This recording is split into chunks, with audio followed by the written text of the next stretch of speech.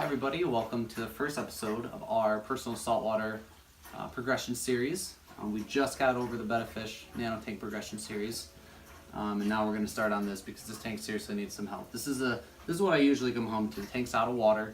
I forget to fill up the auto top off bucket, so it spits out a ton of air constantly. Always gets put on the back burner. I gave a lot of the corals away to customers and friends. This tank setup is about 2.5 years old now. Started this back spring of 2014, I believe. Pretty much, built the stand custom. The tank, this is just a 45-gallon cube.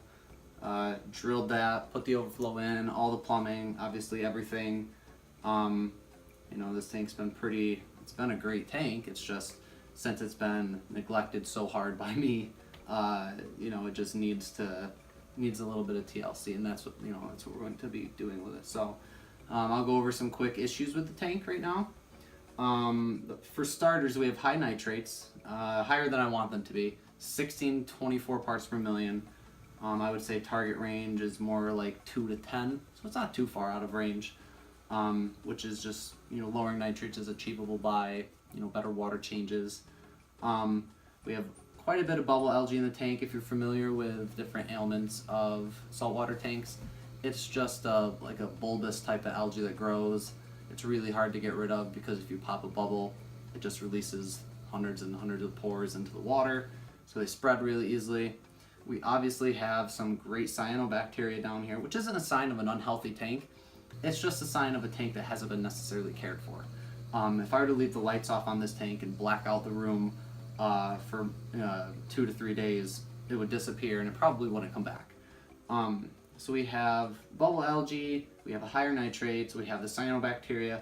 We have a little bit of green cyanobacteria, which is a little bit harder to get rid of for whatever reason. Another big issue I really wanted to point out is actually these little guys right here, and I'll do a close-up of these.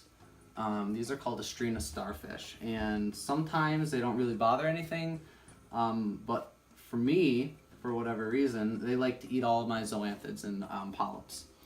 They've actually killed quite a few corals in this tank, so I've been really diligent about trying just to get them out and getting rid of them because they really are a pest that's hurting the life in this tank. So I'll go over the equipment quick. We have a Kessel LED light, A160 WE. Has about a 2-foot spread. So this tank is 2 feet wide, 2 feet deep, 18 inches tall. So it actually does really well for this tank. I may in the future add another Kessel just to get a little bit more coverage than what it already has now. As far as the wave making goes in the water, I have 2 Vortec MP10s. They're mounted on the back. You may not even be able to see them. I hope you can't see them. That's why I put them on the back. I have a Reef Octopus protein skimmer, Vectra M1 return pump. What I'm going to do next is I'm going to actually clean the glass. I'm going to do a 10-gallon water change, which we're going to go for a soft coral slash LPS coral tank. The salinity right now in this tank is at 1.024. Alkalinity is at 9.1. Calcium is at 500 parts per million, which is definitely on the high side. Magnesium is at 1200, which is low. Nitrates is at 16 to 24 parts per million.